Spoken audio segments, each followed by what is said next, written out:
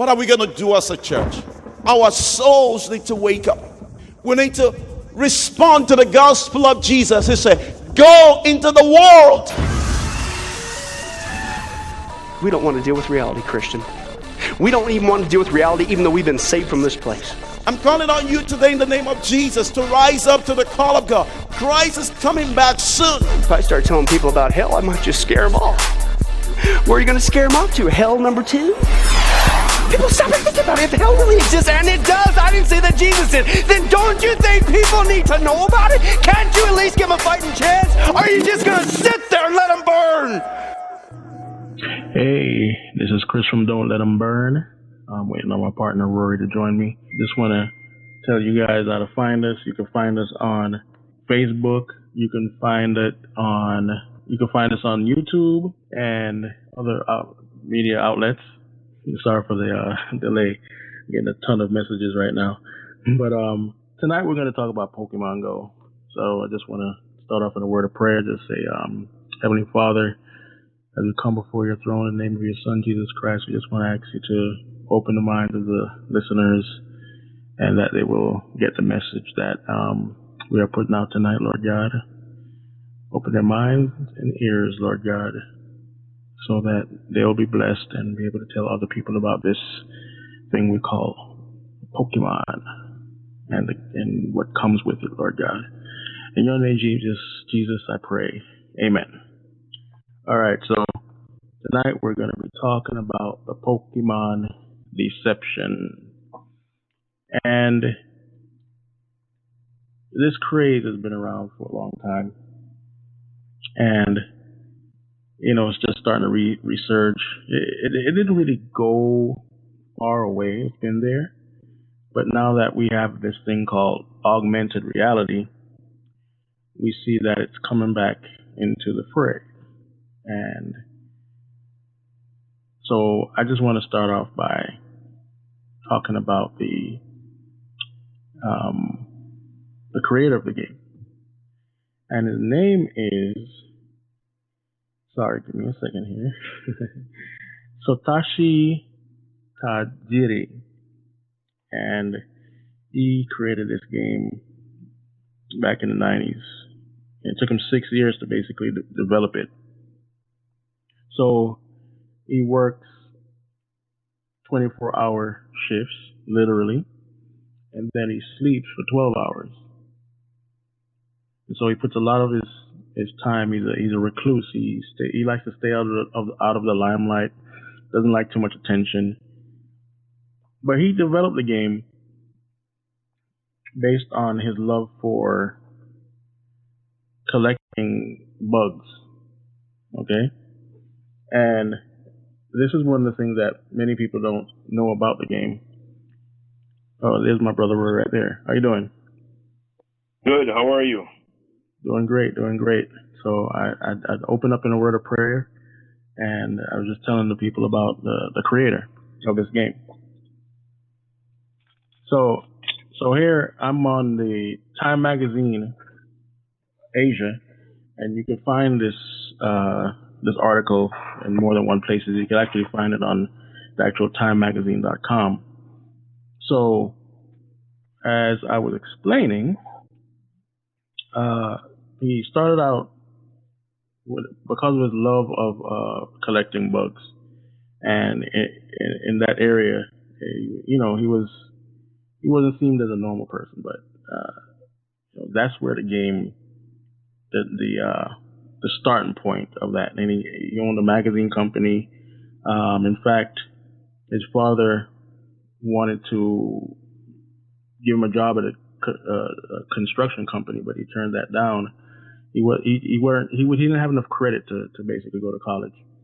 So he turned all of his imaginations into this game that he bought to Nintendo. He didn't even think Nintendo would actually pick it up because he was rejected by other people before. You mean he sold it to Nintendo? He tried to sell it to Nintendo. Right, but he's still in control of it. Right. So he was bringing it to Nintendo to pitch it. and he wasn't sure if they were going to pick it up or not. In fact, Nintendo didn't even know if the game was any good as far as in that time period. And because of the popularity of Game Boy, which was actually declining at the time, he made the game for a social, basically a social network sort of thing where you get to connect people and trade things through the wired cord, and that's what they had at the time of cable.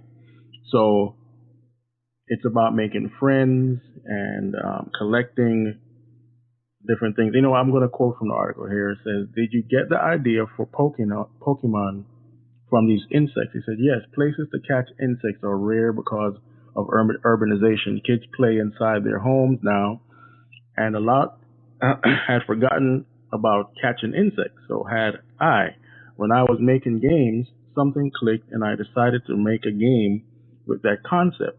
Everything I did as a kid is kind of rolled into one. That's what Pokemon is. Playing video games, watching TV, Ultraman. If you don't know what Ultraman is, it's a old Japanese, something like, what's the other one called? With the 5 kids that, oh my gosh, and it's coming back right now. I can't remember the name of the doggone show, but anyway. Yeah, well, you're talking about these Japanese show that had a robot as the superhero. It was sort of like Godzilla. You had Ultron. You had Mazinga Z was another one. Right. You had Robotech were some of the other games that you had. These are games from not games, sorry. These are shows from the way 80s, the early 80s, that these kids would play, and they came out with these games. But Ultron was one, and it was quite big. And then you had... You mean Ultraman? Ultraman, sorry. Yeah. And then you had the 5, the one that broke into 5. Can't remember the name of it, but this was the games that were popular. Yeah, Voltron is what you're talking about. Voltron, so he's saying here that Ultraman with his capsule monsters, they all became ingredients for the game. So here it is. We have video games, things on TV. Ultraman is a big part of what he's decided to include into his game. So those are, as to what he's telling in this article, are his main influences. Now, there's another article out there that a lot of people have quoted, and as far as I know, it's a fake, which he tells a story, supposedly, about him creating Pokemon as a satanic game to go against his Christian parents. I don't see any other article that says that. It's not repeated anywhere. Someone claims to have a hard copy, but I can't quote it unless I could, it's not tangible for me right now. So I'm just going to skip that. But regardless of that, we're going to reveal to you tonight some things about the game that will, make you think and possibly make a decision on what you're going to do about it. So there's a lot of background as far as this guy talking about how he made the game and everything. Like I said, Game Boy, it kind of exploded with the Pokemon thing.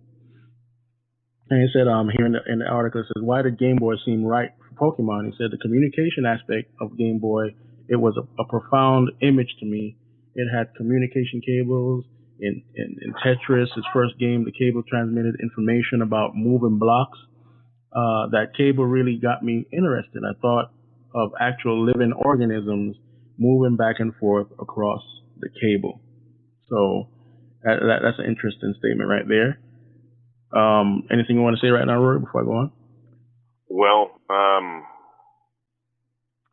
I would say that the creator, also in Charisma magazine, talked about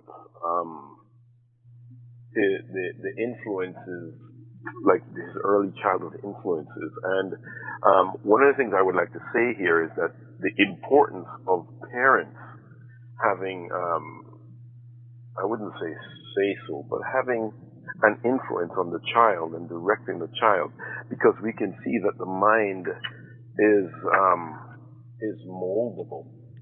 All right, so, you can mold the mind, or you can also let the child go free and to do what he or she wants, and the end result can be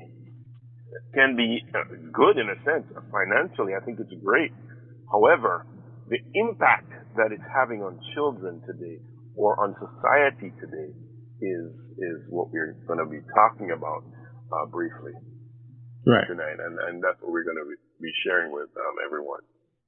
So I just want to quote a couple more things from this article and move on to more recent things. And by the way, this article is from 1999. So here it says, Time magazine says, like the ritualistic elements of sumo, and it's basically talking about how the Pokemons react to each other, one-on-one gaming, karate type stuff, and whatever, right? And it says, Tajiri says, a more casual form of sumo over the internet communication can be directed to anyone in the world, and it's anonymous. But with the communication cable, it's one-on-one, and the players pick who they play against. It doesn't really get aggressive. It's an intricate style of communication, almost subtle.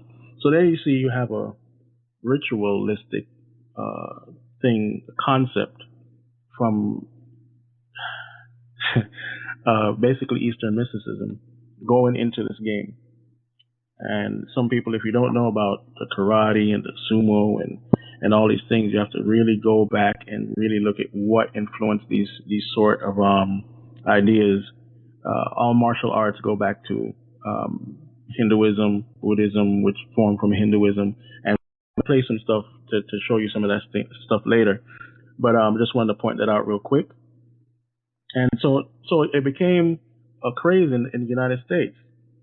And he's saying here that the Time asks, how does it translate to the U.S.? And it says it's interesting because in Japan, everybody goes for Pikachu. In the U.S., the characters Ash, Satoshi in Japan, and Pikachu are grouped together. American kids seem to like that. In America, there are more products sold with Ash and Pikachu together, not just Pikachu alone. I think Americans actually understand the concept of Pokemon better than the Japanese. The Japanese focus on Pikachu, but what I think is important is the human aspects you need. Ash. So here it is. You have a character that is teamed with a human, which if you delve into some aspects of different religious beliefs, you'll see that this is a core component of this. He's not saying it, but I'm letting you know that that's a part of it, because there's so much lore to this game. I did hours and hours of searching, and I still couldn't finish researching. It's that much stuff. But not only that. Well, it's not only just that, but it's basically separating people from their God-given destiny, and people both young and old are caught up with this game, and it's leading them astray. Yeah, we're going to get into that. We're going to get into that very quickly. I just want to give a background to this person, why the game became so popular, and in fact, here goes another part of the article that says, why is Pokemon still so popular? And Tajiri says, when you're a kid and get your first bike, you want to go somewhere you've never been before. That's like Pokemon. Everybody shares the same experience, but everybody wants to take it someplace else, and you could do that. Now, remember, this is back in the 90s. The internet wasn't super popular yet. We could do some things online with people, but it was still limited because most of the populace, they weren't playing on the internet. It was Game Boy and stuff like that. So now we have augmented reality, which has made this game pop off now even more. But you can find this. It's called edition.cnn.com. Asia Now. You can find the article and read more. It's a 2-page article. It's pretty long, so I don't want to spend too much time on it. But that's the background of this guy who created this game, who has a lot of influence in the game, by the way. He says, all right, here in this other article from VentureBeat.com, he says, Pokemon is a multimedia giant, but it all started with one man. That would be Satoshi Tajiri, who created developer Game Freak and the initial idea that would become one of the biggest gaming franchises of all times, which celebrates its 20th anniversary this week. Sales for the series have reached over 200 million, but Pokemon popularity extends to a children's cartoon that's been running since 1997, a collectible card game. Of course, Tajiri, who is currently 50 at the time of this article, he says, didn't create the franchise alone. A lot of credit goes to Ken Sugimori, the artist who made the designs for all the original creatures. Still, just looking at Tajiri's credits for the original games make it clear that it was his project more than anyone. He was a director, game designer, scenario designer, and map designer. He's also a bit of a reclusive man, which might explain why his name isn't as well known as, say, Mario creator, which is also his mentor. He looked up to Mario creator Shigeru Miyamoto. So he says, even if you look online, you'll have a hard time finding a picture of Tajiri, who many describe as eccentric. So at the time of this article, you could hardly find a picture of this dude. So anyway, that's the foundation. That's where we start. So Rory, you want to go ahead now?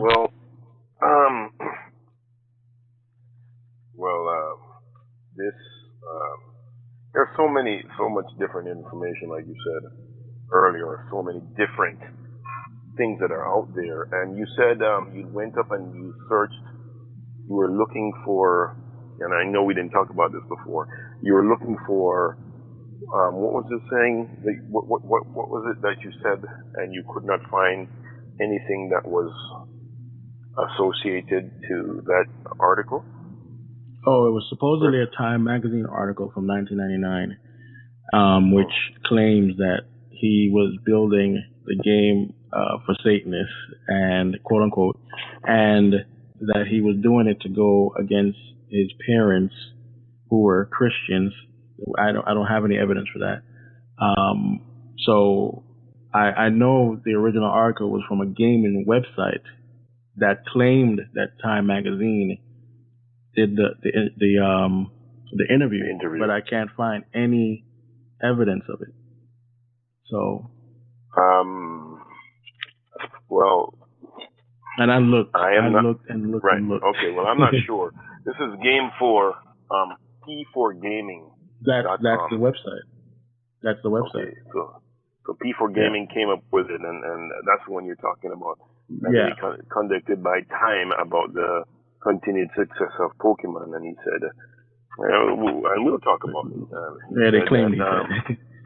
Well, they claimed he said, my parents were Christians. I grew up being taught the ways of that religion. When I got older, I started to realize that things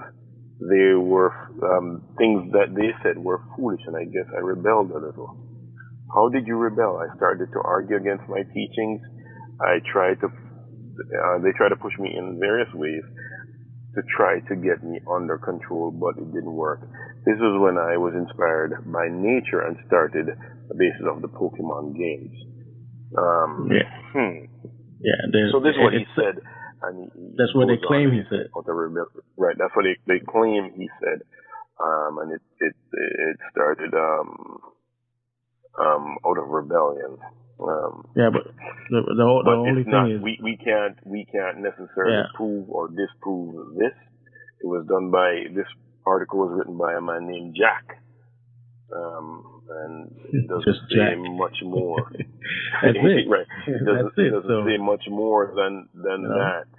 But so I can't. Apparently, this is a gaming website that's been going on for quite some time. And that's it. But we don't know. Like Chris said, we don't know, and we weren't able to prove it. But we still wanted to let everybody know about what we saw in this article. All right. Yeah. So basically now, Pokemon Go since July has been released, and in the first day, I think it had 15 million downloads. Right. To this time, it's up to 75 million plus. Mm-hmm. So we're just gonna get into it, and we're gonna talk about the craziness surrounding the game. We're gonna talk about some of the spiritual aspects and some of the tech that's involved. So I've seen people playing it, and it gets crazy. You see swarms of people. But here it is, people. This is augmented reality. Augmented reality. And augmented reality is sort of like a hologram. Obviously, that's not real. It's not a real person. It's not a real animal. It's not, a real gun or whatever. And so it looks real. So it augments what you're viewing it on. So this hologram can appear either on your device. It could appear in front of you. I've seen demonstrations, so don't think I'm crazy, but it can appear in front of you. I've seen demonstrations where they flew out the hologram into the crowd and all sorts of things.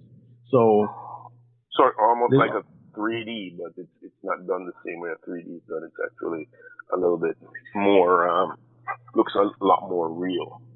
Well, it acts in 3D space or on devices as a 3D object. And here's a small, says here, augmented reality is a live, direct, or indirect view of a physical, real-world environment whose elements are augmented or supplemented by computer-generated sensory input such as sound, video, graphics, or GPS data. It is related to or more general concept called mediated reality, in which a view of reality is modified, possibly even diminished rather than augmented by a computer. As a result, the technology functions by enhancing one's current perception of reality. By contrast, virtual reality replaces the real world with a simulated one. Augmentation is conventionally in real time and in semantic context, with environmental elements such as sports scores or TV during a match, with the help of advanced AR technology. The information about the surrounding real world of the user becomes interactive and digitally manipulable. Information about the environment and its object is overlaid on the real world. The information can be virtual or real. Seeing other real sensed measured information such as electromagnetic radio waves overlaid in exact alignment with where they actually are in space. Okay, it's a lot of the jargon. Okay, I'm not going to go further than that. Just know that this is new tech, not necessarily new, but we're seeing the implementation of it now in the public square. Okay, so that's where this whole and not only that, Chris. And I know I keep saying not only that, but I think for the first time is that you have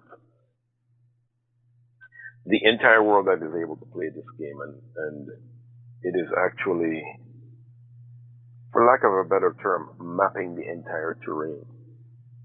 So the entire terrain can be a virtual terrain. You understand what I'm saying? The entire terrain has become now virtual, where and you here's the other thing.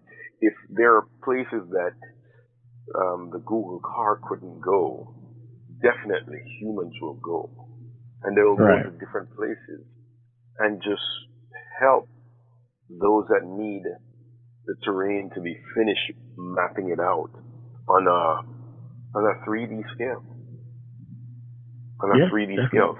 So bridges, walking bridges, and we'll talk about it. Just everything and anything, parking lots, different places that a car couldn't go. People will map the entire terrain, and they're not using one person necessarily. You're using a group of people, and just by doing that, they can tell where you're able to walk and where you can't walk. And these are some of the things that I've found out. But we will wait to continue. Yeah. So again, this game has spawned movies, books, a card playing game. The card playing game is made by Wizards of the Coast. So there we have an element right there. And I know some of you guys are going to think that, just because they named themselves Wizards of the Coast doesn't mean anything.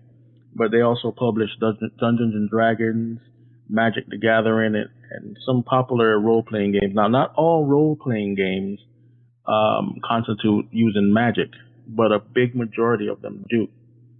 And we know from the Bible that God told us to stay away from sorcery, magic, anything that has to do with it, divination, summoning spirits, talking to the dead, anything that has to do with the occult, the Lord wants us to stay away from. And some might be wondering, why am I saying this? Well, you're going to find out soon that this game employs a lot of these ideas. But and I think they have another movie coming out now because of the success of this game, this augmented reality game. Now remember, augmented reality and virtual reality are the two things that are starting to explode right now. Exactly. To the populace of brand new technology, right? And we talked about this. Oh man, with the Oculus Rift, I just use that because at one point in time, those glasses were going for how much? About $1,500 or more. About $1,500. Now you are able, and here I'm gonna give you a danger. One of the dangers for individuals is not that you can't use your phone, or you can, let's say you were to play a game on your phone or something to that extent. But what's happening here is that people are no longer paying attention to what they're doing, and there is proof of this on the internet where people have done some just things that were just totally stupid. Well, we're going to get into that. Just totally stupid. And we're going to get into in following this game. That's one. But the other area I would like to touch on is that how people are now using these glasses and, like Chris was just saying, augmenting your reality. So now your reality has been changed. And now you're able to take the same cell phone that you have and snap it onto your face, and it becomes your reality, and it blocks out everything else. Am I correct? Correct. And you put the earpiece on, and you're gone. For all you know, you can't see in front of you. You can't see nothing around you. It has taken over. But critically, not only that, it's messing with your mind, but with your eyes. The rays that comes from a cell phone and the radiation that comes from the cell phone is so dangerous. And now people are putting this in their faces. And that is really dangerous. Also for children. Children today are starting to wear glasses more because of these small screens that starting to wear glasses earlier because of these small screens that they've been exposed to. Well, and a report came out about 2 or 3 weeks ago that the radiation emission from the iPhone 6 or iPhones in general, I can't remember, is 6 times more than the other phones. So just be aware of that, people. So this thing is taking the world by storm. So right now, we just want to start getting into some of the craziness that has come about because of this game.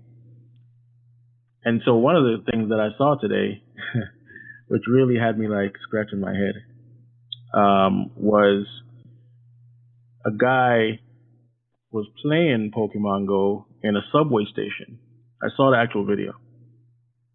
And he got hit by a train. Yep. He wasn't on the tracks. He was just kind of like hanging off a little bit, tilted. Oh, and the train came back. I saw that too. Yeah. And the cane just boop. Whatever it hit, was his head or whatever, it broke the glass. It cracked it. Yeah. So I don't know what happened to him after that, if he died or anything like that, but it's crazy. And if you want to look that up, just look up Pokemon Distraction on YouTube. And then you have two people that found dead bodies while right. searching for their little critters.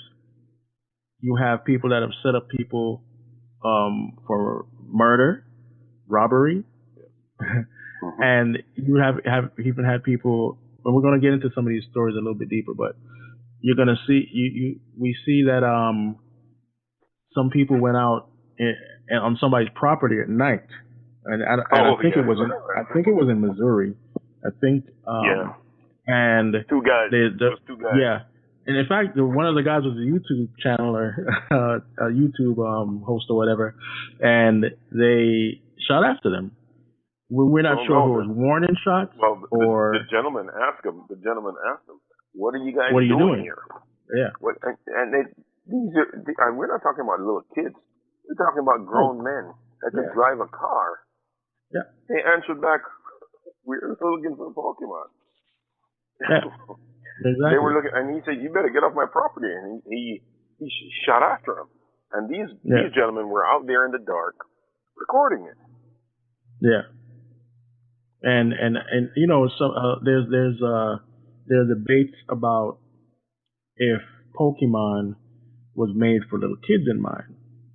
Well, yeah, it was.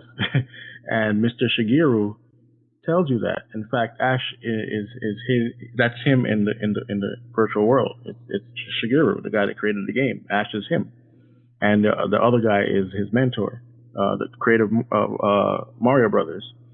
And he basically said he didn't want it violent or anything like that. He didn't want kids to think about violence and stuff like that. So he did make it for kids. But the thing is that, remember, a lot of us grew up on arcade games, video games, and we haven't gotten out of that mode because we have now the adults that came up doing that loved it so much, making these games. So now they're adults making these really kids games that adults are getting into. And so these guys never really let go of the lore. They never really let go of the Pokemon craze or the addiction. Yeah. And we're going to get into addiction and everything like that. But it is something that is causing chaos in more than one reason. Even in I think it's Tokyo, right? Japan. It says Pokemon Go on decline. Reports say as Japan has first death related to the game. And it says Pokemon Go stories stopped being funny some time ago. Perhaps it was the day in July when a man in Florida opened fire on two teenagers at 1:30 a.m. while they were sitting in a car playing the game, and neither were injured. Or maybe it was when two men fell off a cliff overlooking the Pacific near San Diego while chasing Pokemon monsters, suffering only moderate injuries despite falling between 75 and 50 feet. Now comes a report via the Post, Anna Fiffield in Japan, of a truck driver who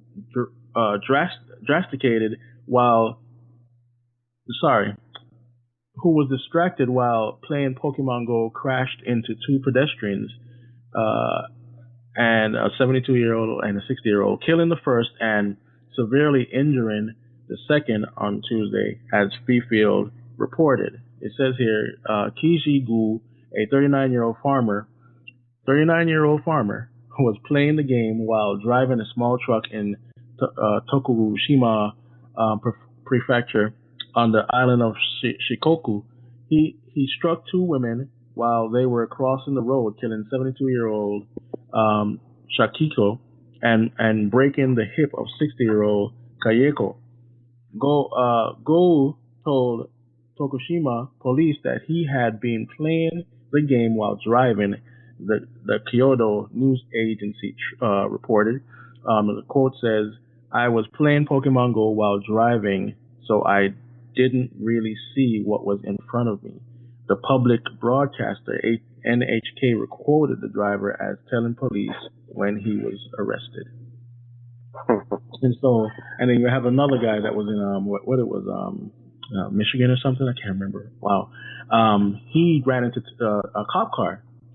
It was a teenager. Ran into a cop car. Yeah, there's another gentleman that he was caught. I think about a month ago. He was caught in a police department, walking around. Said he was looking. The police started questioning, "What are you doing?" He said, "I'm looking for Pokemon." Yeah. And they ran his background, and he was wanted on a warrant. So, what are we saying? I think when we look at all of these things, Chris, we can see that grown men have lost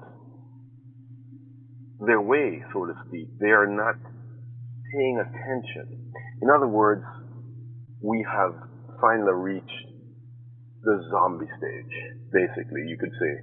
The zombie stage, and people are so caught up with this particular game that they're walking around and just losing themselves. And I wanted to call a friend of mine who is a pastor. We were talking yesterday, and he said when he went to the church one day, and when he went there was a car across the parking lot, and he pulled up to the person and said, "Hey, what's going on?" He says, "Well, this is over a 40 or 50-year-old man." He says, "We're waiting for Pokemon. Pokemons are supposed to be going to all the churches today or whatever it is, and they're trying to find Pokemon." So the gentleman finally moved the vehicle, and he was able to enter. Upon entering the grounds, he went to the front door, and there's another gentleman there said he's waiting for Pokemon. Now, that's critical, because we're seeing all areas of society that they're losing, they're just lost as far as they're out of touch with reality. That's what I'm trying to say. They're out of touch with reality. This augmented world is taking over. But it wasn't even hard for it to happen, because we've been, not desensitized, but what's the other word I'm looking for? It's become a common thing to look into a virtual world. There's the word you're looking for. Conditioned. Conditioned, yes. Conditioned. And, we play our video games, and we have our first-person shooters, we have our third-person shooters, we have all sorts of different games, and a lot of them engross you into the world. Because remember now, this is a RPG, a role-playing game, so you're taking on the role of whoever that is searching for the monsters, whether it be Ash or whoever else they make up. So it's just like if you play Dungeons and Dragons, you take on the role of Dungeon Master, or any other character. In Diablo, you take on the role of whoever. So you are taking on the identity of the character in this game, or any other game that you take a role in. Even Call of Duty, the reason why they don't show you the face of the character on each of the cover art is because they want it to be you taking on that role. And they've stated that. It's not something I'm trying to say bad or good. I'm just telling you that's what it is. So, when you get engrossed in these games, too engrossed, when it becomes an addiction, like as you see with these people, then it becomes something else. It becomes something way more. And it's on par with idolatry, but we'll get into all that later. So this game is getting popular, and we didn't actually define what a Pokemon is. A Pokemon is a pocket monster. Okay? A pocket monster. And if you look up the definition for a monster, it includes, well, here it is. Definition of a monster: a creature that is typically large, ugly, and frightening. Synonyms would be rascal, beast, demon, brute, imp, and devil. So it's all synonymous. Those are the synonyms of a monster. So when you look into all the movies and the games and old folklore, superstition, antiquity, you'll see a lot of these words used. And when you look up, say, an ogre, people would always relate that to a demon or an orc. They would relate it to a demon. It goes on and on. I'm just trying to take you to different steps to get you to understand some of these things, because some people just say things and they don't try to explain it to you, because we're not crazy. We know exactly what we're talking about. And here the definition is saying that it's synonymous to rascal, beast, demon, brute, imp, devil. An imp is a demon. And what's the meaning? What's the meaning again now of it? A creature that is typically large, ugly, and frightening. Typically. Okay? And so these creatures have the ability to evolve. So it is pushing the evolutionary mindset, and it also pushes the thing of using magic to control the beast or summon the beast, summon these creatures. Now, the creator says that Pikachu is basically a mouse with electricity. So that's why you see that's why you see the lightning tail. I mean, some other people, some other people, not me, say that the lightning represents Lucifer. I don't know. Exactly. That's what they say. Right? That's what they say. But that's what they hold say. on, Chris. Hold on. Also, the meaning of Pokemon goes along with the meaning, the definition that you gave, or the synonyms that you gave. But Pokemon, the meaning of it is pocket monster. Right. Okay. It's a monster that's in your pocket. And all these creatures have some hidden power. No, sorry, a hidden power. All of them, not some of them. All of them have a hidden power. Now, so what would happen in times past, in the late 90s or late 80s, early 90s, was that, or whenever it was created, was that people would talk about these things and they would put them on cards. They would have these playing cards, and that's what they would go around with. Now, it has evolved to where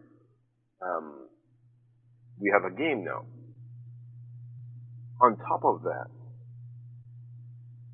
everyone who had, or I think a lot of people, or everyone who had a Google account, who had various accounts, they were sent emails that they could download this game for free for a limited time offer.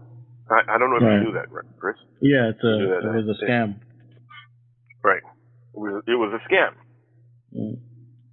And what would happen?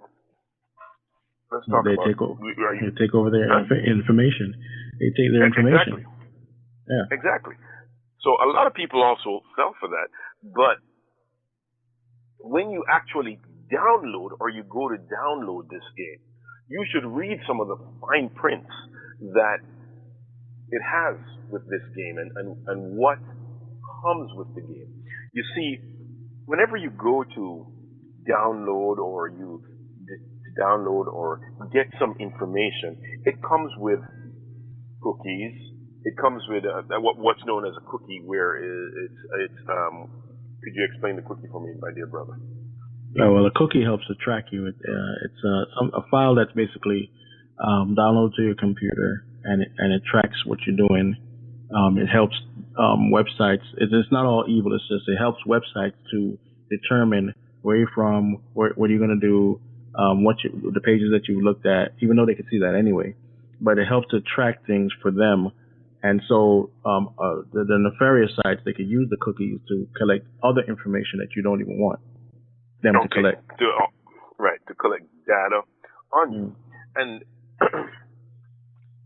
I don't know if you're ready to go there, but when you look at the fine print on this game and what is the information that it's asking or what's required of you to play this game, it's phenomenal to see. Well, yeah. I wasn't ready to go there, but we can go there now. It basically acts access to anything that's Google. And so if you have a Droid or any phone like that, you're everything, all the information is open, and it also acts for access on your iPhone too. But it wants all your information now. That the creators, the tech company behind it, says that was a mistake and they're going to correct it. But you're letting out an app. You believe them? You're letting out an app. Come on. You're letting out an app that you know is going to be a success, and you don't shut the back door. Oh, come on, So no, I don't believe it. Maybe they thought people wouldn't catch on to it, but I don't believe it. But not only that, that's not the only thing. It also, not only will it gather the information, it will also share the information. It shares the information. It shares the information with a lot of different people, and you can't say anything because they ask you for access, and when you hit I agree, you turn all that information over to them. Right, and all that the means pictures everything. on your phone. Everything. All the pictures, all the places you've gone, all your contacts. You think you're off of Facebook? Everything from Facebook, every picture your camera has ever taken, it is getting that information. Yeah. So now we're going to take that just one step at a time.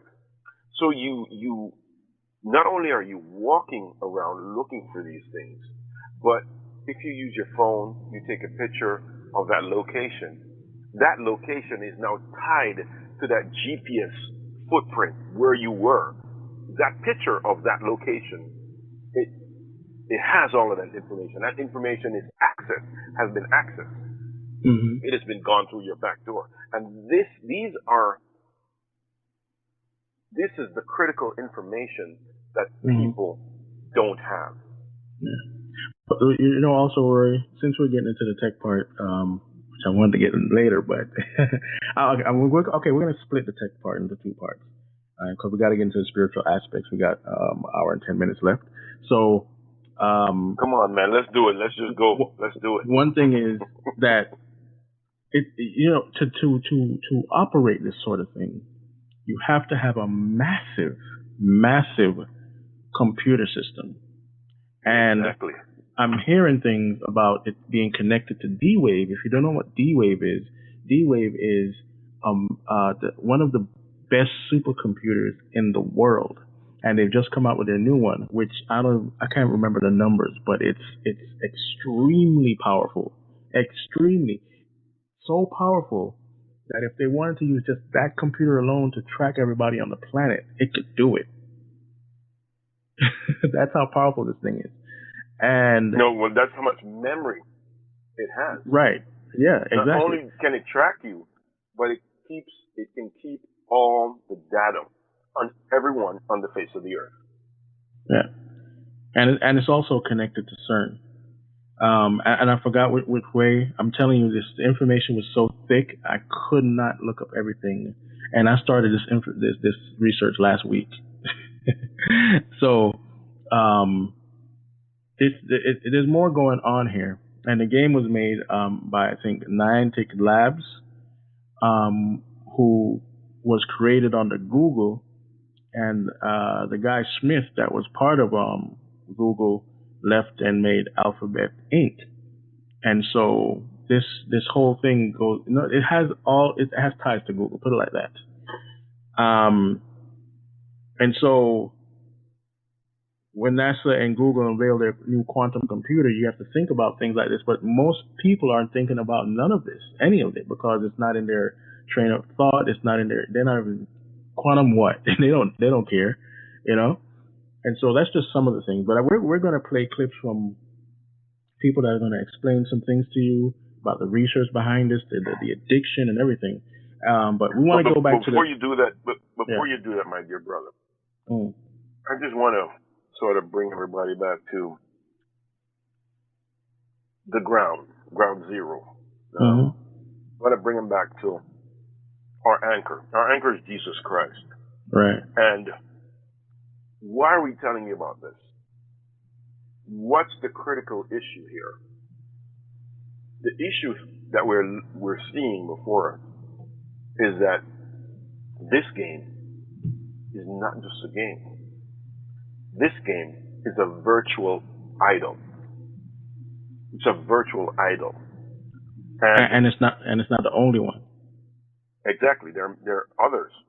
But let's look at what the Bible says about idol worship. You see, anything that you make that puts itself above God, consumes your time, your energy, your efforts, that's an idol. And now idols have become virtual. You see, some people, you would walk by and you say, oh, you're so silly, you're praying to a rock. What are you doing? Or you see a person praying to a rock and you say, that's an idol. Well, the phone that you have playing that game, that's also your idol. Okay? And Leviticus 26:1 says, you shall not make for yourself idols, nor shall you set up for yourselves any image or sacred pillar, nor shall you place a figure of stone in the land to bow down to it. For I am the Lord your God.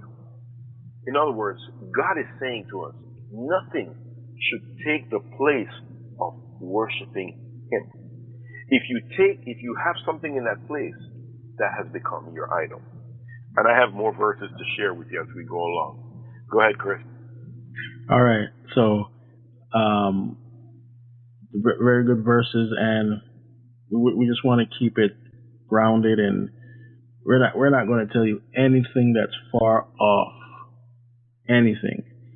And so the spiritual aspects of the game.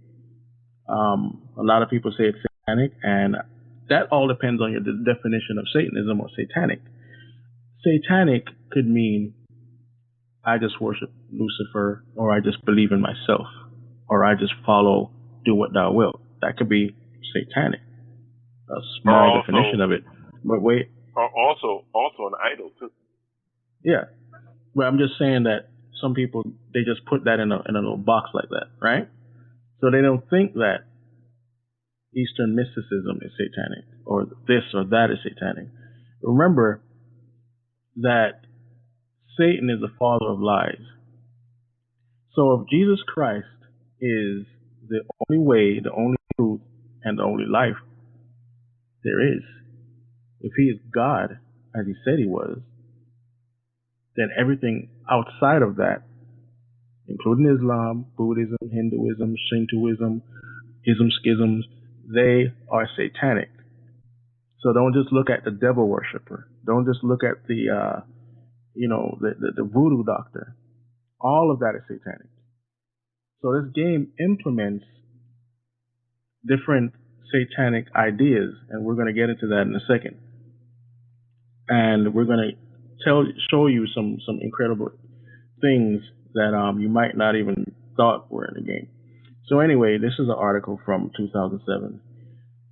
It says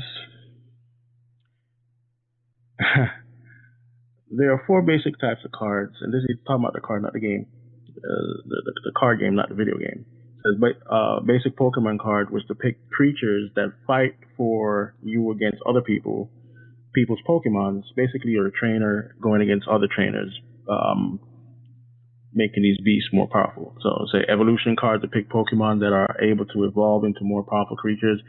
Energy cards are united with other cards that give the Pokemon more energy needed to carry out the trainer's orders. Trainer cards are cards used to one time and then discarded. And so there are different types of categories of Pokemon: bugs, fighting, fire, flying, dragon, electric, ghost, grass, ground, ice, normal, poison, psychic, rock, and water. Within each type are several different Pokemon, each possessing various ability, like we said before. And so it starts to define some of the Pokemons here, and I won't go through all the names, but it says here that you have ultra-dimensional Pokemon, poison, mimicry, taunting, silence, stealth, use of poison, use of claws and biting, breaking opponent's bones, reading minds, teleportation, inducing headaches, high intelligence, consume people's dreams, hypnosis, confusion, and of course it evolves. And so if you're a discerning person, you should know that some of those traits are definitely demonic. I'll just point a few out to you: hypnosis, teleportation, reading minds, that sort of thing. So it goes on and says, is Pokemon dangerous? It said, potentially, yes, it is. It conditions a child who plays the game into accepting occult and evolutionary principles. Haunter and Hypnotize, which are the names of the Pokemon, eat a person's dream and drain their energy. Abra reads minds. Kadabra emits negative energy that harms others. Now, if you know anything about witchcraft, abracadabra is an actual term. It's a ghastly induces sleep. Gengar laughs at people's fright. Nidoran uses potions. The psychic type of Pokemon are among the strongest in the game. Charmander, Haunter, Ivysaur, Kadabra again, and many more evolved. And all you have to do, Chris, is just listen to the names. Yeah. You would know beyond a shadow of a doubt that you should have nothing to do with it. Yeah. Nothing. It says these children are taught to use these creatures to do their will by invoking colored energy cards, fights, and commands. Much of it is reminiscent of occult and Eastern mysticism. And it says here, this is a quote from the Bible: train up a child in the witch, go. Even when he is old, he will not depart from it. That's Proverbs 22. And then Chronicles 33:6 says, and he made his sons pass through the fire in the valley of Hinnom. And he practiced witchcraft, used divination, practiced sorcery, and dealt with mediums and spiritists. He did much evil in the sight of the Lord, provoking him to anger. So there we have an accountability. You know now that, if you didn't know before, you know that the Lord is against all of these magical things. And so it says here, I don't see how we don't know, Chris, before you go on, we don't know magical or not. Definitely we know enchanted or enchanting. You see, these are the dangers. Hello?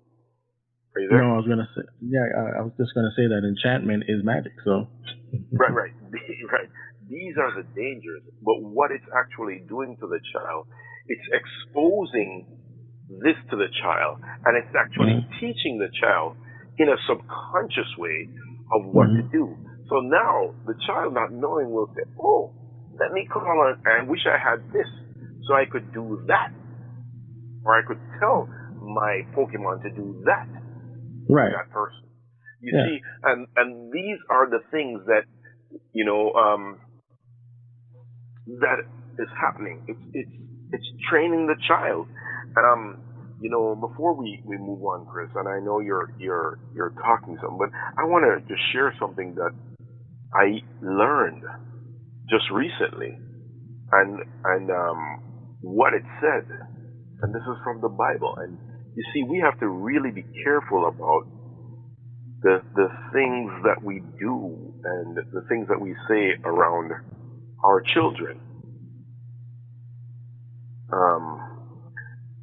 2 Kings 17:41. So while these nations feared the Lord, they also served their idols. Because basically what we're talking about idol worship, idolatry. They served their idols. Now listen, here's the key part.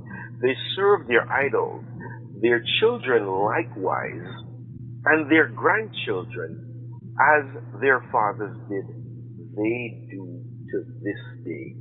So the implications are great. If you have a child that's learning these things, and is learning it from such a young age, chances are that child will continue playing that game for a very long time. And that's what has happened. That's what has happened. Not only updates, but like you said, the movies that are coming and all these things that are on there that will continue doing it. And case in point, we'll give an example. What was the name of this kid who was the magician in the movie that everybody was going crazy over? Harry Potter. And now he's old, so the story still continues. As he gets older, as he grows, and it grows with children. And it's teaching them witchcraft. That's what it's doing.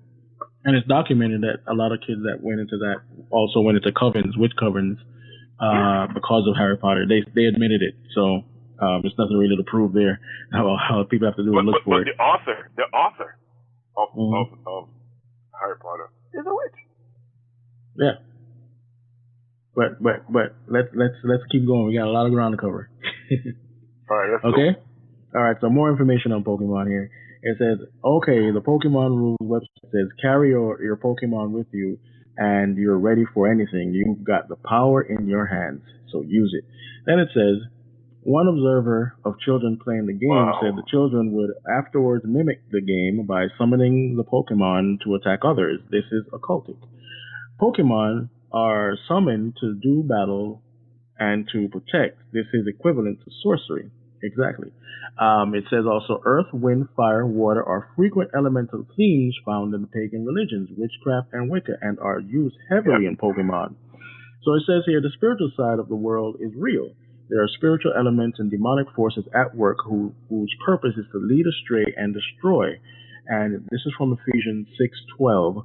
For our struggle is not against flesh and blood, but against the rulers, against powers, against the world forces of this darkness, against the spiritual forces of wickedness in heavenly places. And it says the enemy is powerful and cunning. The only light we have in the Bible and we need to follow is the light. Follow it. It's in the Bible and we need to follow it and not give ourselves to our children into the hands of those who would introduce occultic principles in a role-playing game. Again, the Bible says, this is 1 Timothy 4:1, but the Spirit explicitly say that in latter times some will fall away from the faith, paying attention to deceitful spirits and doctrines of demons. And so it concludes and says there's nothing wrong with children having fun and using their imagination, but when that fun involves occult and it is dangerous, as Christians we should be very concerned about what our children are involved in, and since they can be so easily influenced, they don't need to influence the influence of the occult or evolutionary theory to help them towards Christ. So from there, we're in our second hour now. So we're really going to run it through here, Rory, because we really need to squeeze all of this in here. And so wait, hold on a minute, Chris. Hold on a minute. Hold on. Whoa. I just want to share. I know we're in the second hour, and I know we got a lot of ground to cover. We really do, but I want to just put in something else there, just to talk about another side of the game, and this is from Israel Today. This was August 11th, 2016. Okay? Mm-hmm. Pokemon Go. The Israeli president, Ravin Rivlin, recently discussed with his security officials the discovery of a Pokemon at the presidential residence, prompting a directive banning all staff from playing the viral mobile hit Pokemon Go at the compound. The new guidelines read, a new game titled Pokemon Go was recently released. For those unfamiliar, it is a mobile app and the primary goal of which is to catch Pokemon. The game is played using the phone's GPS, exposing the exact location of the player, and by default publishing a picture of the entire area where the player catches a Pokemon. As an interesting aside, there are conspiracy theories that link the Natanic Lab, NIANTIC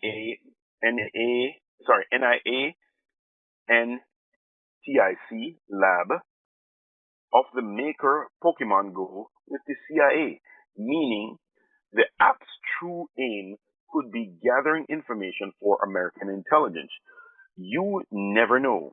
The game has already been banned on IDF bases for fear of exposing sensitive locations. Do you understand how serious a lot of these countries are taking this? And right. People are just playing this game and thinking that it is just a game, just a role play. Well, yeah, the Big Brother aspect is something we're going to cover in a second, as I wanted to section this off a little bit, but spiritual aspect. Okay, all right. So Niantic Lab is definitely connected to the CIA. So we're going to run through a few clips here on some of the spiritual aspects. We're going to see what Japan thinks of itself. Remember that the creator also grew up watching anime. We're going to cover some of that, and also what Yu-Gi-Oh and Pokemon is influencing. We're going to take it to the next topic there, and this is Shintoism. How many guys heard of that one? All right, Shintoism. All right, it's a Japanese religion. You know why? Well, it'll make sense in a second. The Japanese people have a fierce love for their land and believe that the Japanese islands were the very first divine creation.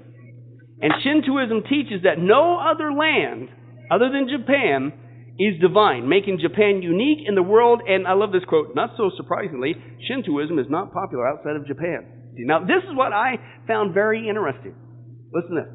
The two fundamental Shinto doctrines are that Japan is a country of the gods and her people are descendants of the gods. And as soon as I read that in my notes, I go, wait a second. That might explain some things. World War II. Of all entities for Hitler, with his master race, who they believed that they were basically defined at the top, everybody else was just a lesser race and things of that nature. Of all entities on the planet for Hitler to strike up a bargain with, guess who? Japan. Do you see how it slides together? They have the same mentality. Okay? Fits hand in hand. Okay? This concept of the divine descent of the Japanese people, as well as the divine origin of the land, has given rise to the conviction of superiority over other countries and peoples. With the exception of a few designated sects of Shinto, the religion has no founder, no sacred writings, no authoritative set of beliefs. Okay, apparently it's just, hey, we're divine, the land's divine, the people come from the gods, everybody knows it, that's the deal. But they have worship that takes place at numerous shrines, Shinto shrines throughout Japan there. A lot of the Japanese families have their own shrines to their own deities and things based on Shintoism, even in their own homes. Now, the word Shinto comes from the Chinese word Shin Tao. Tao, which means what? The way, right? And that's that same character that we saw there. Shin Tao, which means the way of the gods, right? So that's the core meaning of this, that this is the way of the gods. Of course, they believe they are the Japanese race, etc., blah, blah. Okay. A major feature is a notion of what is called kami. Okay. The other ones had chi. Okay. These guys got what's called kami.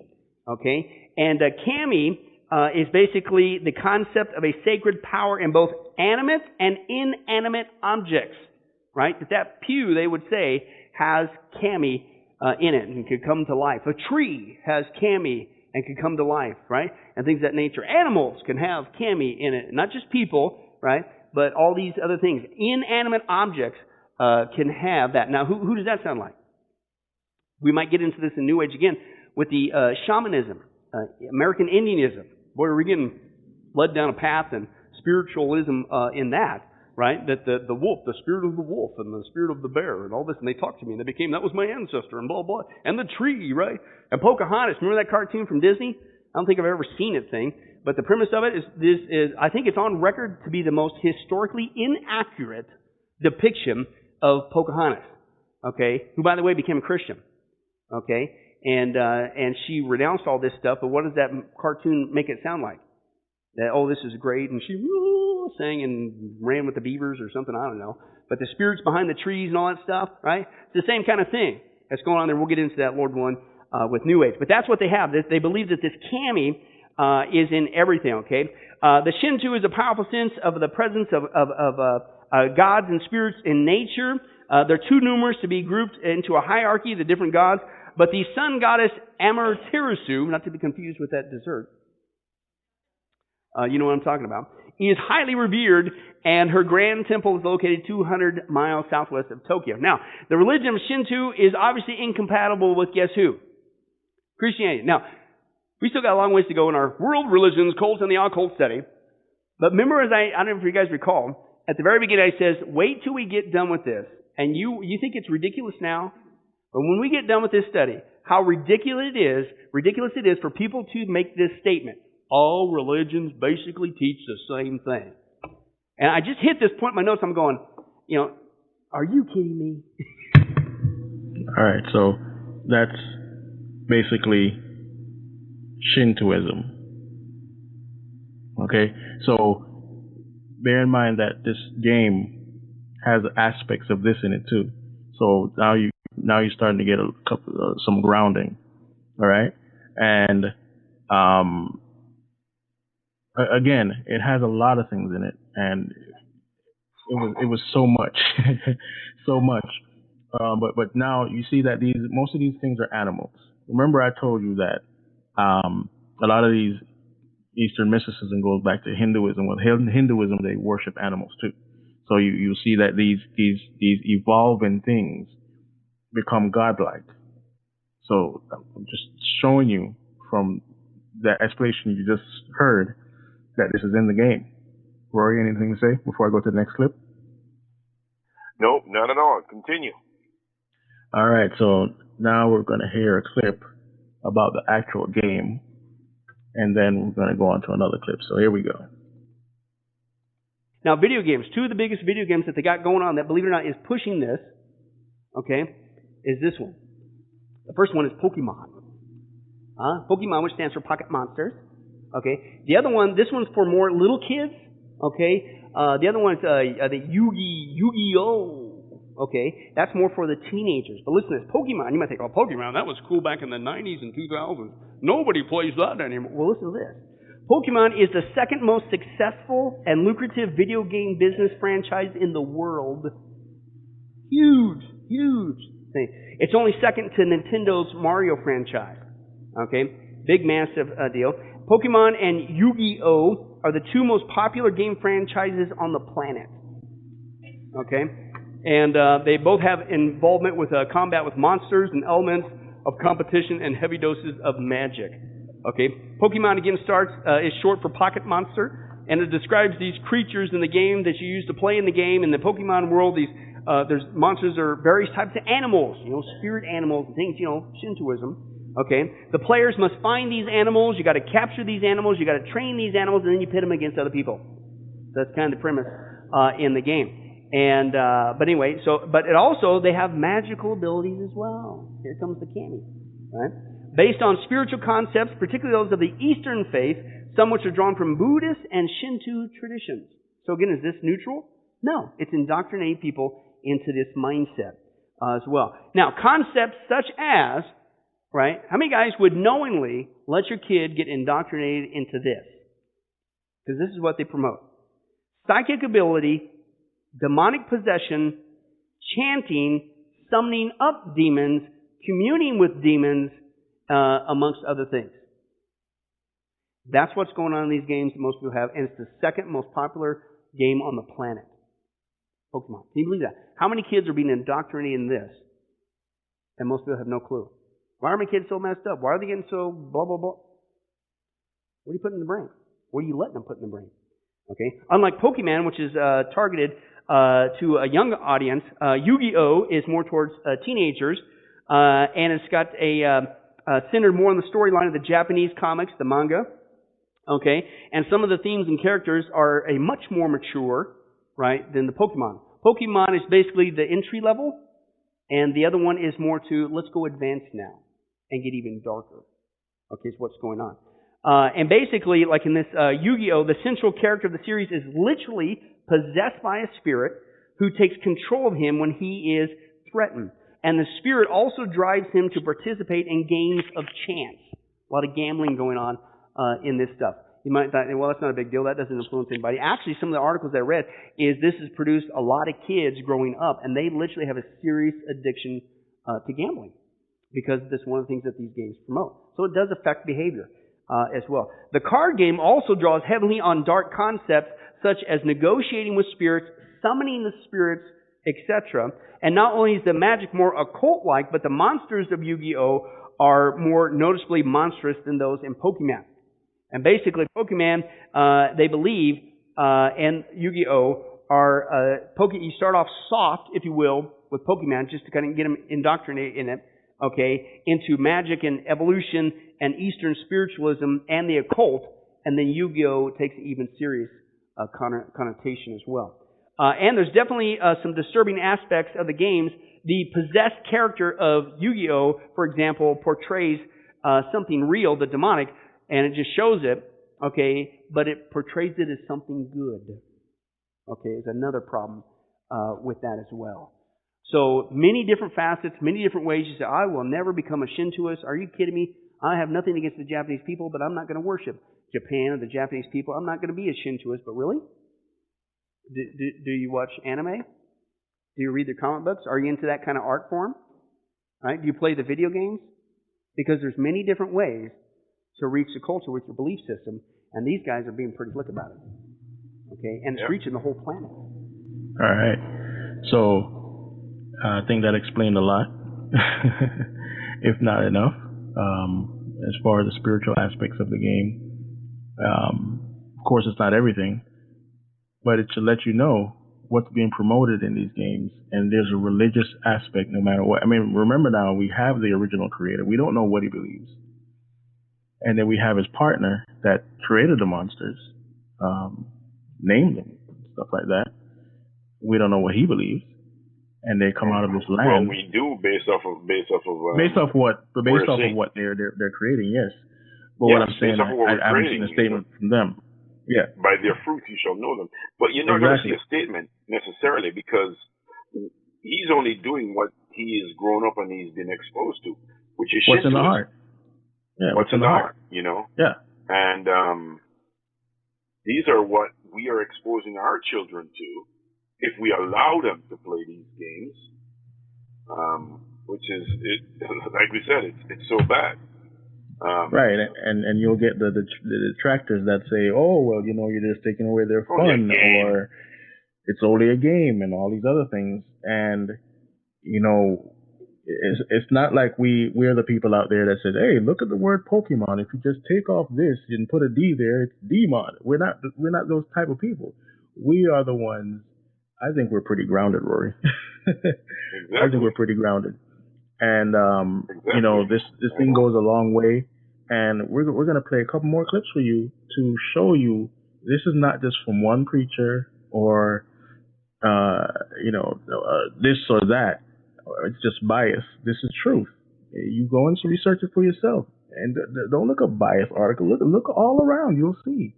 Look on the Pokemon wiki if you need to. Go look it up. They show their powers. They show what they do. And some of you might be like, well, it's not like they're doing real magic. Well, guess what? They take the concepts from real things. So And we're just going to remember now, this guy came up on anime too, so we're going to play the last clip from, this is Pastor Billy Crone, by the way. You can check out his DVDs on GetALifeMedia.com. Here we go. You're saying, well, man, I'm never going to get into that. Who in their right mind would fall for this? Well, this is where they have a different methodology for evangelism. And one of their biggest ones, you might think, well, I'm never going to get out. I'm one of these old people, right? Well, the young whippersnappers like Ken, right, Ken? Yeah. A lot of that generation is in this crazy thing called anime. Okay? Anime, okay, is a huge way that they're using to promote Shintoistic beliefs. Okay? The term anime is the Japanese word for animation, which we just saw one of their beliefs in Shintoism is animism. Okay? Things of that nature. And it refers to this animation style that comes from Japan.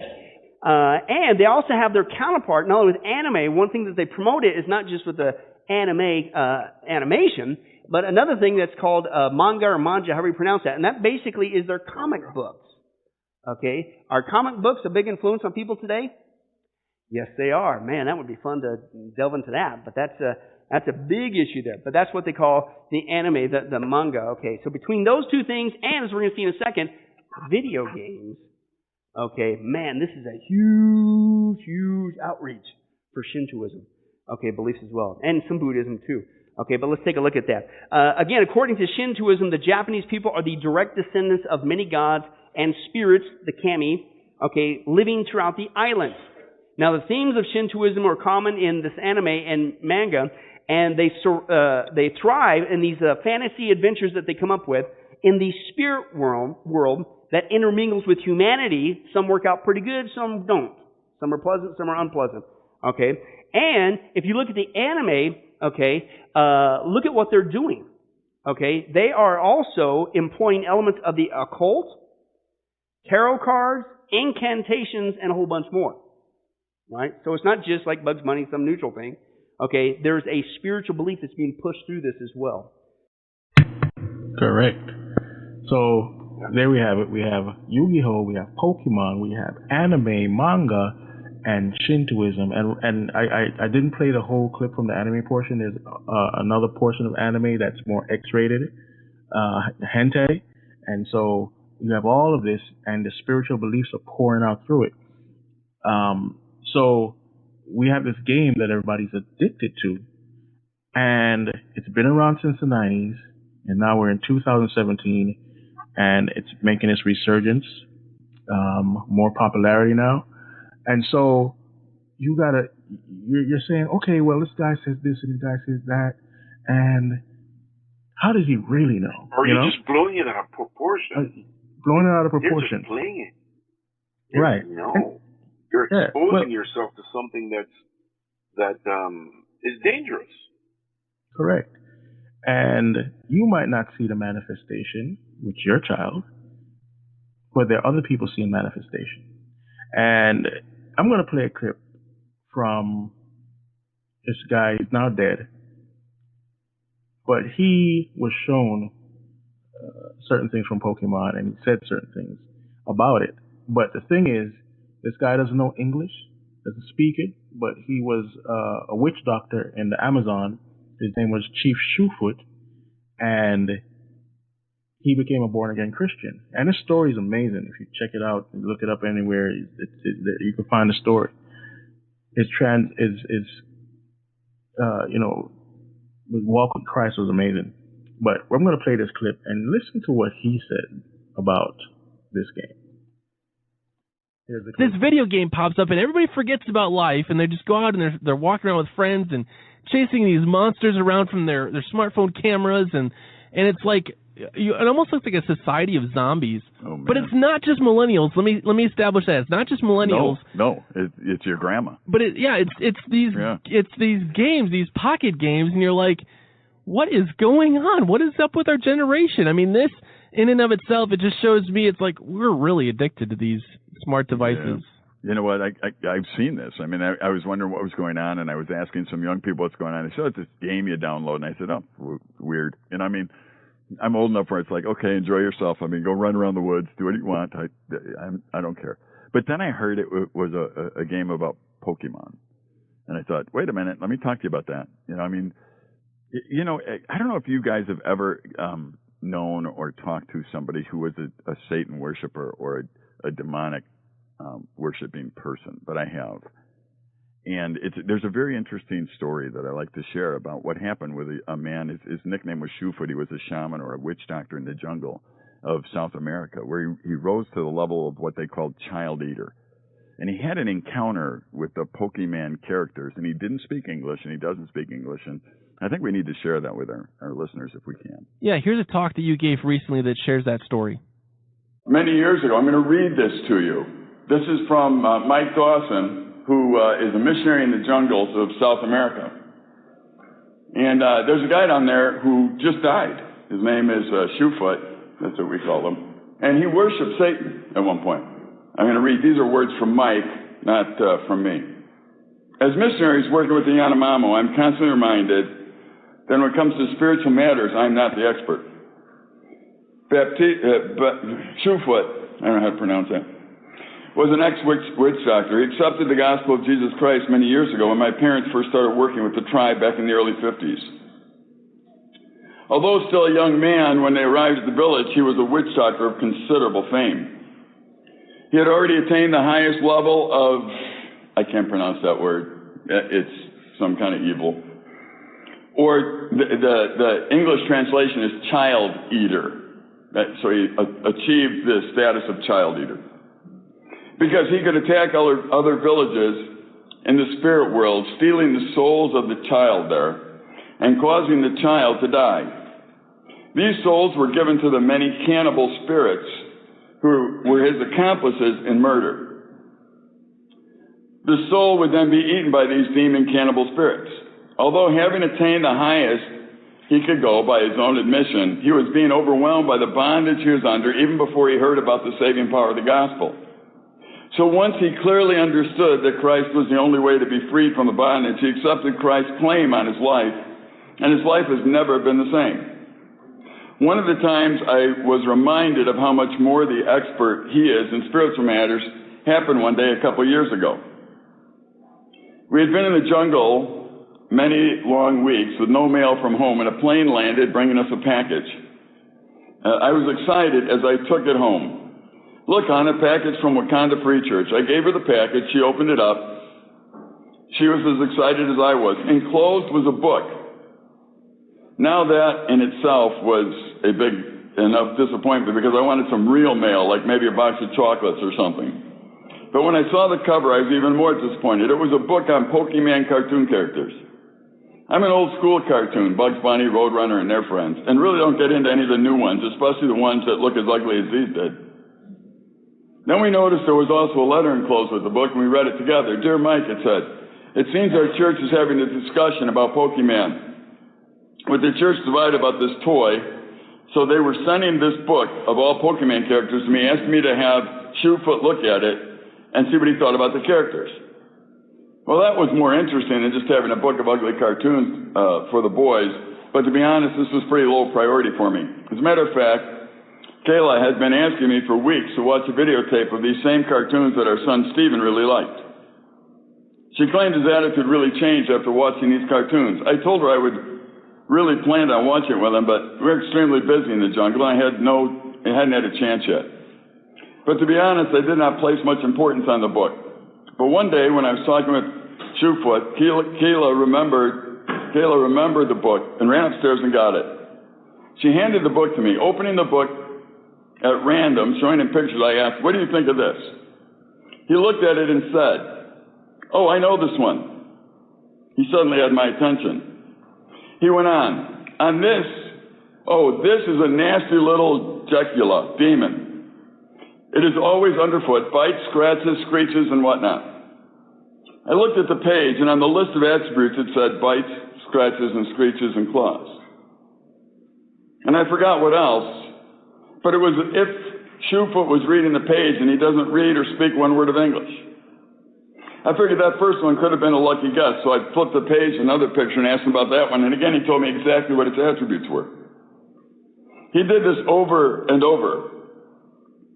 So he made a believer out of me. At that time, Kayla ran upstairs, called Stephen. He came down reluctantly, not wanting to hear anything, and determined not to allow anyone to do anything to his cartoon tape.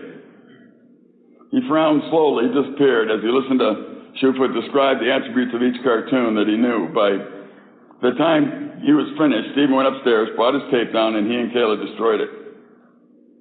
So he made a believer out of Stephen as well. There were some he did not recognize, and he said, there are so many demons, it's impossible for any one person to know them all.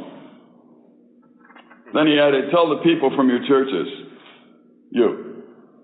tell the people from your churches that if there are things that make them feel uncomfortable, it's probably not good. If there are things that make them uncomfortable, it's probably not good. God's Spirit will speak to them about what's right and wrong. Your people need to learn to listen. Talking to Shoefoot even when he was here, those are the demons. Those little Pokemons are the demons that they give to children. The demons that work with children. Don't get comfortable with these things. All right. So to me, that was an amazing testimony. And this Shoefoot guy, he wasn't you can't even call him a quack. He wasn't from America. He was shaman, exactly. So he knows what he's talking about. And this is the same guy we mentioned in our Halloween series that said when he came over here and walked into the mall that he was in and he saw the Halloween shops, he says, these are some of the same symbols that we use in the witchcraft. He said it's the footprints of the demons are right here. And people refuse to believe because of culture or tradition. Right. Yeah. It not only is it that, but it's people turning over their authority to these things. Their spiritual authority. Being turned over. The power has been given. And that's not what we are about, who stand on the name of the Lord. Yes. On Lord, the name of Jesus. And Lord, have mercy on the families, and the fathers and the mothers, and the mothers, the single mothers, and the single fathers right now tonight, dear Lord God, that is allowing this game to come in their house. Lord God, give them the insight and the wisdom to be able to take these things away from the children and get it out of the house, get it out of the home, so that you will not be dealing with these issues later on in life, and not just this particular aspect, but the children and the children's children. Lord, we pray tonight and we ask you, dear Lord God, to intervene in this in Jesus' name. Amen. Amen. And so that right there, we'll probably go back and forth on the spiritual action, but now we're going to get back into the tech aspects. And so there's a lot of tech that comes up with Pokemon Go specifically. And I'm going to play 2 clips from this lady, Catherine Albright. She's very educated, has multiple degrees, and has many accolades. So she definitely knows what she's talking about, and she's not a Johnny-come-lately. So I'm just going to go here first on the tech aspects. Here we go. But you're looking at a scene through your computer or your smartphone, right? You're seeing a scene, the bookcase in front of you, the bathroom in front of you, the street in front of you, and then in the middle of the scene is a little animated creature. So one of these is like a 2-headed emu cartoon. Another one is a blue bat cartoon that I'm looking at. It hasn't even been out for a week, and already people are playing this everywhere. And it's kind of the big thing. And I'm looking at all these different pictures where Pokemon is appearing. He's on top of somebody's coffee cup. He's in a restaurant. He's riding on top of a dog, walking down the street. To actually make this happen, and by the way, multiple people can find the same Pokemon, so it requires real-time coordination of massive amounts of computer data, massive amounts of data for this to actually even work. It's been likened to the financial system where lots and lots of stock are changing prices or commodities in real time really fast, and lots of people from all over the world have to be able to access those prices in real time and have them be accurate and correct. And so they're using those algorithms of incredibly complex technology to make this work. And by the way, they have Google's weight behind them. So this is complex even by Google standards to make this work. All right, so she's letting you know, like, it's what we said before in the show, that this takes massive amount of data and computing. And so, again, they have the backing of Google. And we know for sure, especially, she talks a lot about Google, that Google is in you, in your veins. Like, everything you put on a Google platform is collected like crazy and stored. Everything. And of course, they're not the only one, but they're the biggest. And so they have the money behind them. They have all the money behind them to do the research, right? To do the to have the AI, the artificial intelligence that's recording everything that you have ever done on the computer. And you know, Chris, I gotta go there. I was talking to a young lady earlier on this evening, and she was sharing with parents the things that she wants to do via Google, and you know, correcting documents and allowing students who have never had a Google account to open up a Google account, and I listened to what she had to say, but at the end I said, you know, that there's also a dark side to this too. It's very invasive. It collects all the data that you have of everything that you have ever done. It basically builds a framework of who you are online. And she said, yeah, well, that's the dark side up there. And we proceeded. I don't think people understand the issues or what the outcome can be.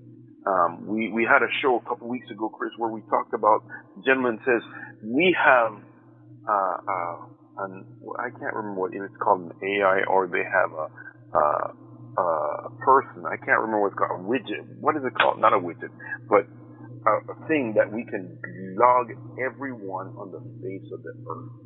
They've actually started doing that. They've actually started collecting data on people. So this is just another layer to this data collection. In other words, when this data collection is finished, there are so many different levels that, you know what, they're going to be able to pinpoint everything that you normally do throughout the course of the day, or what you would do a year from now, or your likes, your strong likes, your dislikes.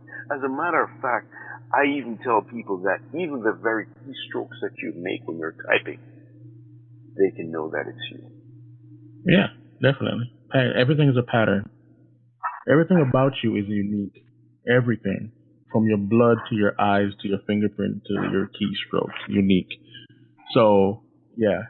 Going from there into the next part.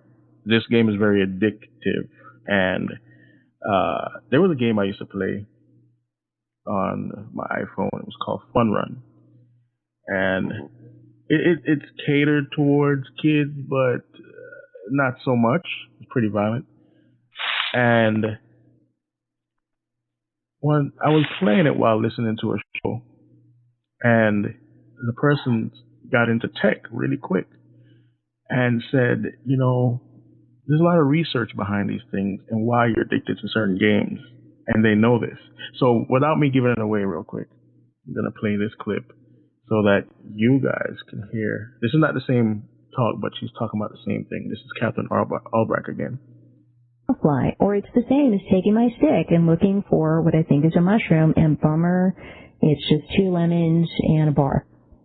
All right, so that phenomenon was put into human beings by God so that we would provide for our families, so that we would be encouraged to persevere in the face of obstacles and in the face of failure, so that one success after a series of failures would be enough to keep us going and do it again. So this works in casinos. It's been working in gambling for an awful long time, even rolling dice back hundreds of years ago. It's the same idea. You roll the dice and, oh man, I didn't get it. But then eventually you roll the dice and you get the 2 snake eyes or the 7-11 or whatever you're trying to get, the 7 or the 11, and bang, you just won a whole pot of money.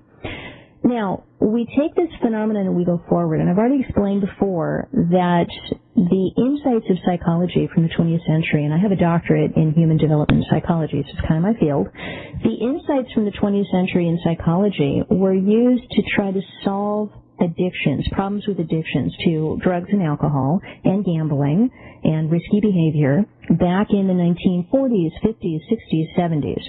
And so those insights became pretty profound. Scientists, psychologists developed a pretty good understanding of what it is about addictive behavior that causes people to continue to do it. And I'm not going to refer to drugs and alcohol because it's a little bit different, but I'm going to talk about the addiction to certain types of actions, particularly gambling. And what's very disturbing is that those insights reached by psychology have been turned to a new purpose in the modern era, and that is the purpose of, instead of trying to free people from addictions, taking those insights to build addictive qualities into technological products such as video games in order to hook people. And the most famous offender in this regard is the company Blizzard, which makes World of Warcraft, which has destroyed countless lives, causes people to become so addicted that they stop eating. They don't tend to their marriages. They stop working. They don't go to work. They stay up all night. They stop sleeping, and eventually they destroy their lives and wind up living in their mother's basement. But man, online, they're sure a dude. I've got 27 layers of armor and a whole mansion and lots of gold and a whole bunch of people following me. Of course, it doesn't. Let's pay no mind to the fact that I weigh 300 pounds, haven't been outside in months, lost all my relationships, and have nothing. In the game, I'm a dude, right? So Blizzard has taken those insights of psychology and applied them into the game to create the most addictive activity ever known to humankind, really, short of doing heroin. Playing certain video games is as addictive as heroin because it has been designed specifically, created in order to be as addictive as heroin, because that's how they make their money. You pay a monthly subscription fee. You can upgrade with mega packs, or you can do all these other things that cost money. And they figured out how to get millions of people paying them a monthly fee in order to get their fix, their addictive fix that they're hooked on. So now what's happening is, and now let me get back to the Pokemon Go story, is this same phenomenon has now been applied to new entertainment technologies. And this is a great example. There's a reason why people are spending, on average, 43 minutes a day playing this new Pokemon Go augmented reality game. There's a reason why people are walking around with their faces glued to their phones. Yeah. Faces glued to their phones. So you see there's research behind all these games. They know how to get you addicted. In fact, when Call of Duty and other games came out, they had, the map packs. And so what they start doing now is giving you other microtransactions, like you can get a skin for a gun or an extra character or whatever it is. And they might charge you, let's say, $2 or $1 or $3. And some people go, that's nothing. But if you look at the bigger picture, okay, you buy the video game for between $49 and $69, and then you buy the map pack or the season pass, which is another $49, and then within all that, you got to buy a skin for a gun, which is another $2. But you expand that to millions of people.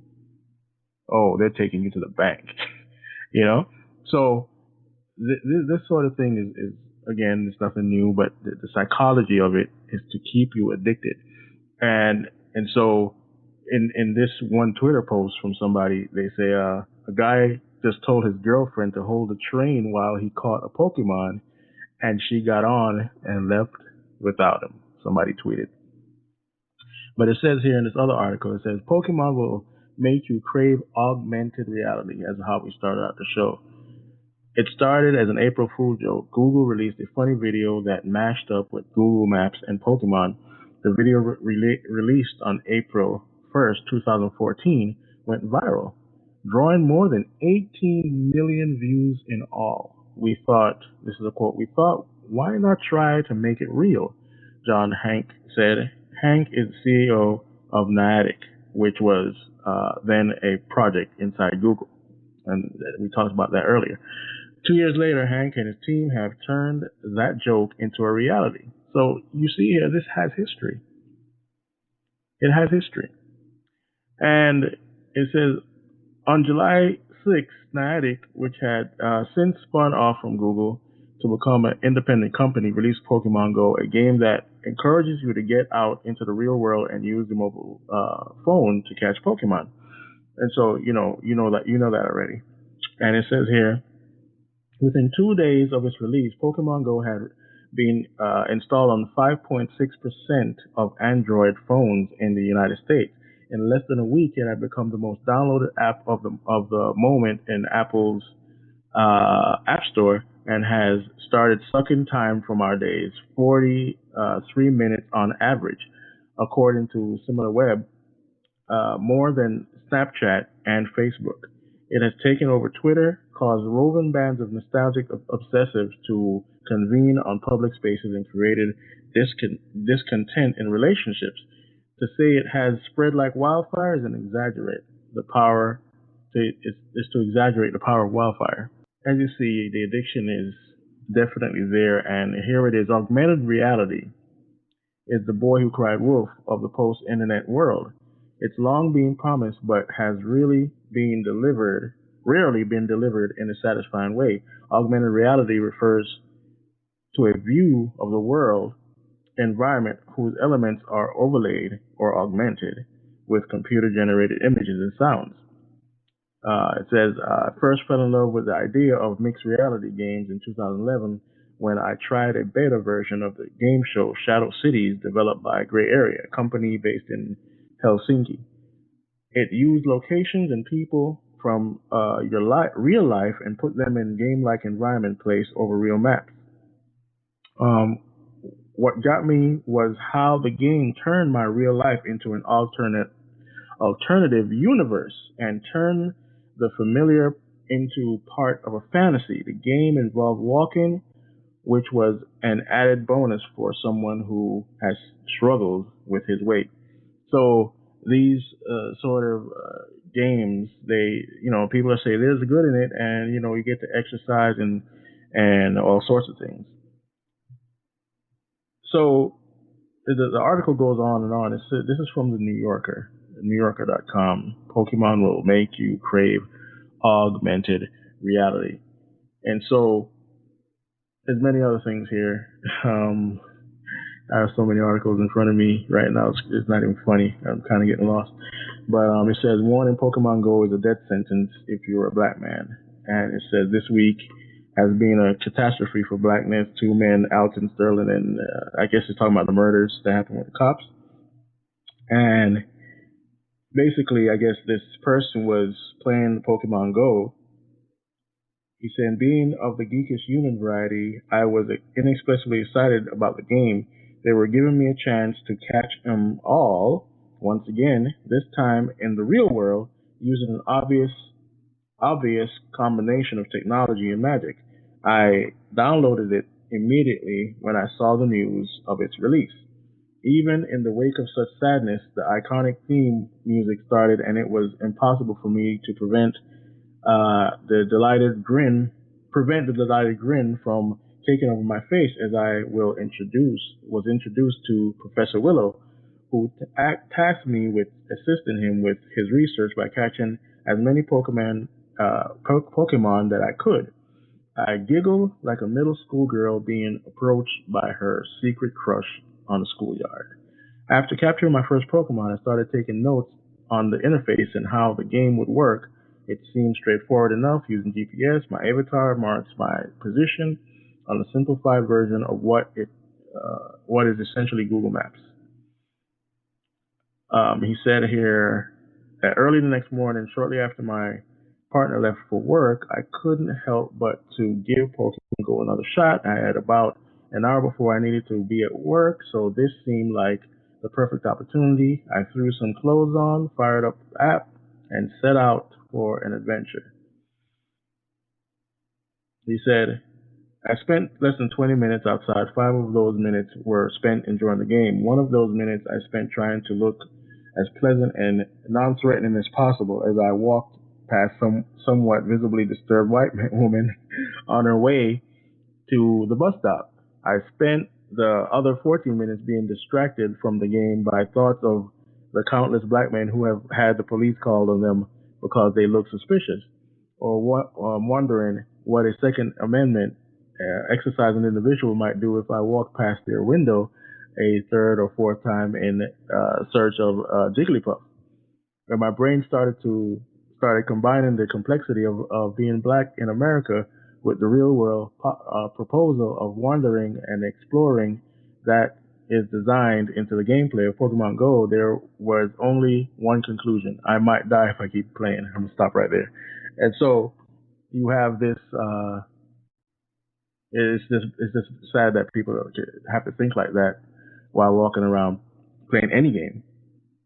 And so that was from Medium.com. And so I have here, and the Revelist, 6 real-life Pokemon disasters from dead bodies to near kidnaps. And we talked about some of those before. The Reddit user fell in a ditch, while a 26-year-old Brooklyn woman named Moria burned herself with hot coffee while trying to capture a Pokemon that appeared on her scrambled eggs. So this game is very distracting. Very distracting. It says these injuries aren't so bad compared to what happened to this Redditor who was almost abducted while searching for Pokemon in the wee hours of the morning. I saw one video where a guy got robbed on camera playing Pokemon at night.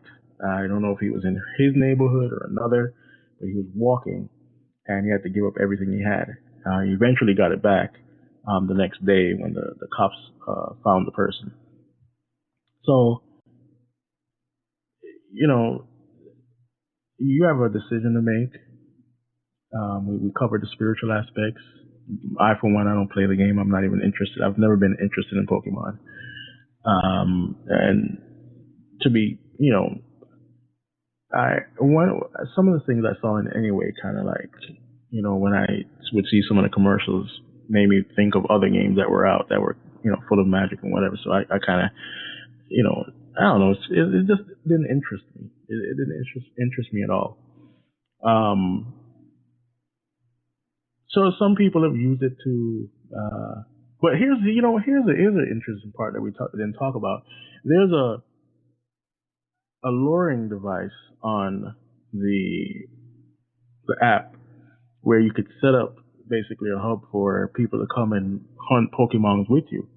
Well, what people were doing were setting up this lure to invite people, and they had people come and they robbed them. So these sort of things are happening, not as frequent, but they're happening. And people, again, have been hurt by it, but not by it, but while doing it. It's just we're at this point. This is just the beginning, folks. This is the beginning of this augmented reality craze. I've seen many applications that I don't see in America online. And if you don't think that companies are going to take advantage of it, I think you would be mistaken. Because businesses of the playing card industry has sparked more interest in it now. There are campaigns against it. Rival companies. and the many applications that it has that it can be used for. You see, this is the danger. One of the other critical parts of it is that data does not have to be entered. Data just needs to be collected. Right. And the person is putting the information in. Yeah. And just one more story from the craziness. This Pokemon Go player refuses to stop playing to seek aid after being stabbed. Can you believe that? He says 21-year-old Michael Baker was searching for Pokemon around 1 a.m. when he came across someone he believed to be a fellow Pokemon Go player. Baker asked the individual if he would like to battle. The individual took the term battle a bit too literally and proceeded to stab Baker in the shoulder. Quote says, I saw him go by and asked if he was playing Pokemon Go. He was like, what? I guess he wanted to battle because he came up at me with the knife. Baker said, right after I was stabbed, I continued my mission to Clade Pantry for chips and bears. I basically risked my life, he added. So you get stabbed, but you want to keep going on your way and not seek, help or whatever. But it's just weird stuff. But we have 3 minutes and 27 seconds left.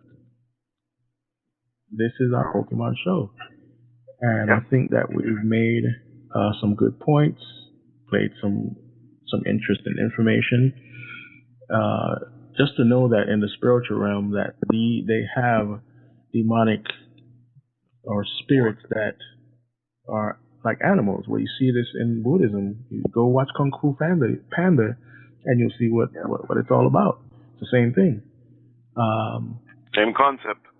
Same concept. This is being fed to children. Yeah. To children. So the chances are that they will be addicted to the game, and we got to make sure that we are teaching our kids right. Jesus Christ said in His Word, "I am the way, the truth, and the life.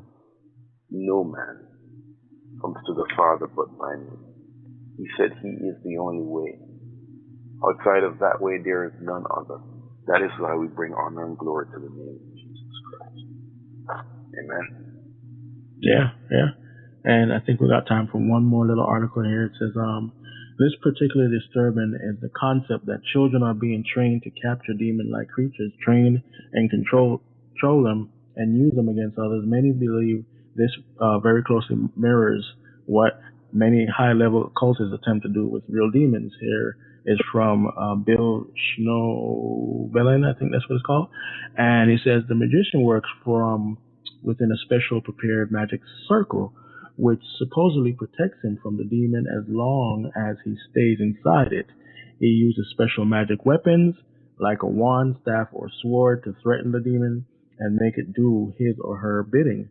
Once the ritual is successful, supposedly the demon belongs to the magician to do his or her bidding.